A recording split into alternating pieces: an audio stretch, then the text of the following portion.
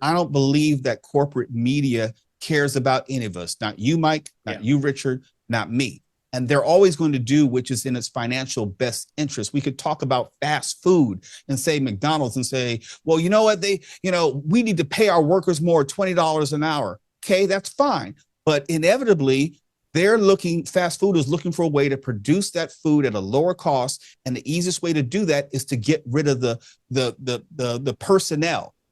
Get rid of the payroll taxes, get rid of the benefits, get rid of the people going off on vacation, get rid of the people who are calling in sick. Corporations and by extension, corporate media have always had a responsibility to their shareholders, stockholders, to maximize the amount of revenue and decrease the amount of expenses. And that's not going to be different in any industry. We're going to see it in terms of automation. We've seen it in radio. We've seen it automation in terms of fast food. You got kiosks now that you have all sorts of ways where the computer is doing the work. You can't call a corporation now and actually talk to a person. You're just talking to something which probably is an AI chatbot. You have to go through hell to get to a real person, and that's going to be a progression. So I don't necessarily think it's the fault of one company, but I'm sure that all these companies are using the same playbook.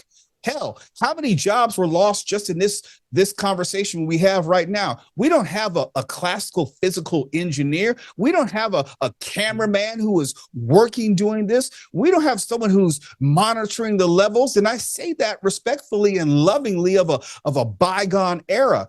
This advancement in technology is a blessing and a curse, because we could not have this conversation as it is 10 years ago.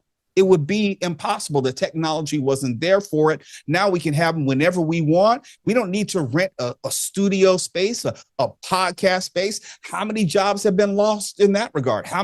Look, I came from the music industry. What's the point of having a physical recording studio? What's the point of having a mastering studio like Ernie Grundman, legends in the business? What's the point of having these specialized disciplines where we can go to Guitar Center, assuming it stays in business anytime soon, doesn't go out of business, and buy $1,000 worth of equipment and create our own songs, create our own podcasts, create our own content with the help of nobody. Yeah.